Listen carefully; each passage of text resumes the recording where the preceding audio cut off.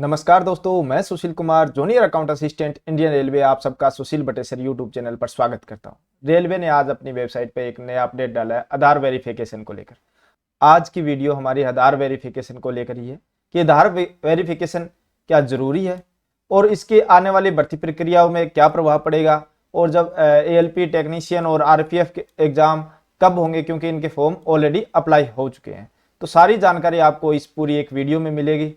आप मुझे टेलीग्राम या इंस्टाग्राम पर फॉलो कर वहां भी अपने डाउट पूछ सकते हो, जिसका लिंक मैंने डिस्क्रिप्शन में दे दिया है। यदि आपने अभी तक मेरा चैनल सब्सक्राइब नहीं किया है तो अभी सब्सक्राइब कर लें। सब्सक्राइब करने का एक फ़ायदा यह है कि मैं अपने कम्युनिटी टैब पर डेली प्रीवियस ईयर से जुड़ा एक क्वेश्चन डालता हूं जो आपकी तैयारी में हेल्प करेगा। इसके अलावा रेलवे में जितनी भी जॉब है उनके जॉब प्रोफाइल बना रहा हूँ, आप मेरे चैनल पर विजिट कर देख सकते हो, और उनकी सैलरी स्लिप भी आप देख सकते हो कि कितनी कितनी सैलरी कौन सी पोस्ट पर बनती है। वीडियो शुरू करने से पहले मैं आपको बता दूं, यदि आपने अभी तक टेक्स्ट बुक का पास प्रो परचेज नहीं किया है तो टेक्स्ट बुक की आखिरी मौका सेल जो 29 से 31 अगस्त के बीच चल रही है, तो इसका फायदा उठा सकते हो। वैसे ईयरली पास आपको 699 रुपए में मिलता है, मगर इस सेल में आपको मात्र 439 रुपए का मिला है, जिसके लिए आपको BATE मेरा कोड यूज करना होगा, जिसमें आपको 12% एक्स्ट्रा डिस्काउंट मिल जाएगा। टेक्स्ट बुक आपको प्रोवाइड करवाता है जैसे RRB NTPC के CBT फर्स्ट CBT 2 के मॉक टेस्ट, इसमें आपके प्रीवियस ईयर के भी पेपर रहते हैं। इसके अलावा प्रीवियस ईयर बेस्ट आपके टेस्ट सीरीज बनाई जाती है, जैसे RRB JEE में भी CBT फर्स्ट CBT सेकंड के मॉक टेस्ट रहेंगे। इसमें भी आपका सेक्शन वाइज, चैप्टर वाइज और previous year best question paper बनाए जाते हैं। इसके अलावा टेक्स्ट बुक आपको SSC, बैंक या स्टेट गवर्नमेंट के जितने भी एग्जाम होते हैं उनके लिए भी मॉक टेस्ट प्रोवाइड करवाता है। तो टेक्स्ट बुक की आखिरी मौका सेल का लाभ उठाने के लिए 31 अगस्त से पहले तो डिस्क्रिप्शन में दिए हुए लिंक पर जाकर टेक्स्ट बुक के आखिरी मौका सेल का लाभ उठाएं। यह ऑफर केवल 31 अगस्त तक रहेगा। साथियों, अब जानते हैं कि रेलवे बोर्ड पर जो पब्लिश हुआ है नोटिस, उसको रीड करेंगे और उसमें बताने की कोशिश करूंगा कि क्या क्या आपको जरूरी है। इसके अलावा आगे की वीडियो में हम देखेंगे आधार कार्ड वेरिफिकेशन कैसे करना है, आधार वेरिफिकेशन क्यों जरूरी है, और भर्ती प्रक्रियाओं पर इसका क्या असर पड़ेगा, और एग्जाम आपके कब होंगे।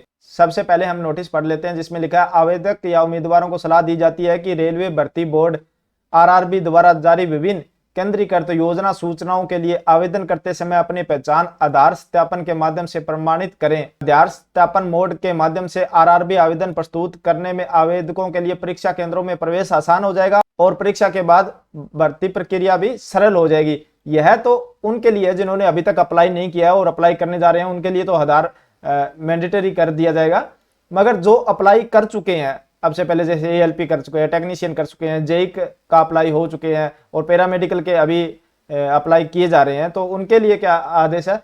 तो जिन आवेदकों या उम्मीदवारों ने 2024 के दौरान RRB द्वारा विभिन्न CN के लिए अपने आवेदन में आधार के अलावा, जैसे किसी ने ड्राइविंग लाइसेंस दिया था, पासपोर्ट दिया था, पेन, वोटर ID आदि का उपयोग करके जमा किए थे, वे रेलवे की ऑफिशियल साइट www.rrbapply.gov.in पर जाकर अपने ID लॉगिन कर आधार सत्यापन पूरा कर सकते हैं। यह आधार सत्यापन एक बार ही आपको पूरा करना है और भविष्य में जितनी भी आने वाली वैकेंसियां उनके लिए वही मान्य होगा और अपने आप स्वचालित रूप से मान्य हो जाएगा।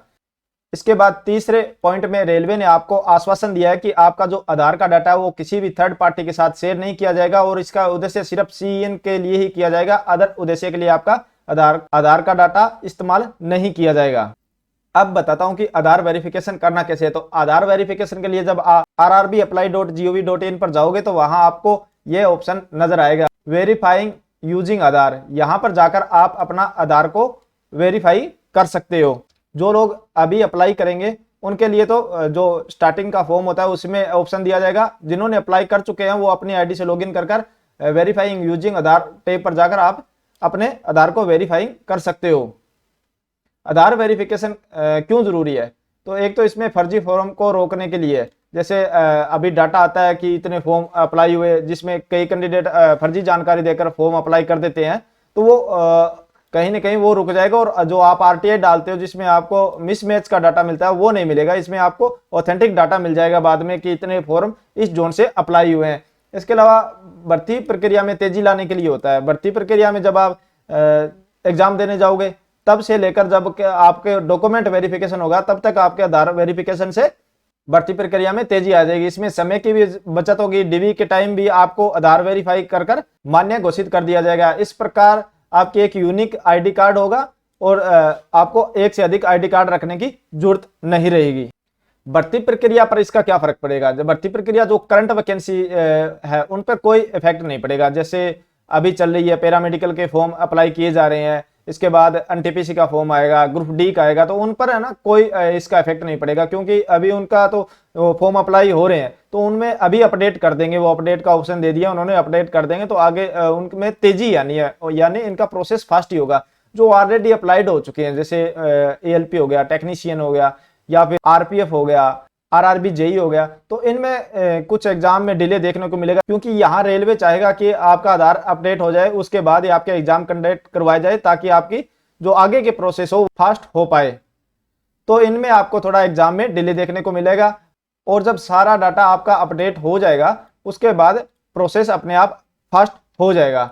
अब यहाँ देखो कि एएलपी का अभी एग्जाम होना था, एग्जाम से पहले जस्ट ये नोटिस आता है, तो एग्जाम कब शुरू होंगे, तो एग्जाम के लिए बता दूं, जैसे एएलपी का एग्जाम है तो एएलपी पे शायद इसका इफेक्ट पड़े, आपका सितंबर में नोटिस आ जाएगा और एएलपी का एग्जाम कंडक्ट करवा लिया जाएगा। मगर जो उसके बाद के एग्जाम रहते हैं, टेक्नीशियन आरपीएफ है, उनके आफ्टर वेरिफिकेशन आधार होने के बाद ही आपके एग्जाम कंडक्ट करवाए जाएंगे, और उसमें धीरे धीरे तेजी लाई जाएगी। यह मानकर चलो कि आप एएलपी का एग्जाम आपका सितंबर में कंडक्ट हो जाएगा। उसके बाद टेक्नीशियन की बात करें तो टेक्नीशियन आपका नवंबर दिसंबर तक जाएगा, और उसके बाद आरपीएफ का जनवरी फरवरी में, और फिर जेई का फरवरी मार्च तक, और एनटीपीसी की बात करें तो एनटीपीसी का आफ्टर मार्च 2025 के बाद ही आपका एग्जाम होने वाला है, इससे पहले नहीं होगा, क्योंकि कोई भी भर्ती प्रक्रिया होती है उसमें इतना टाइम बीच में लग जाता है, टेंडर कंडक्ट करने में, कौन सी एजेंसी ले रही है, कितने फार्म आए हैं, क्या प्रक्रिया होनी है, सब पर डिस्कस होता है, उसके बाद ही आपके एग्जाम करवाए जाते हैं। आज के वीडियो में मैंने आपको आधार वेरिफिकेशन के रिलेटेड बताने की कोशिश की है। यह वीडियो आपको कैसी लगी, अच्छी लगी हो तो लाइक करें, दोस्तों के साथ शेयर करें, तथा चैनल को सब्सक्राइब करना न भूलें।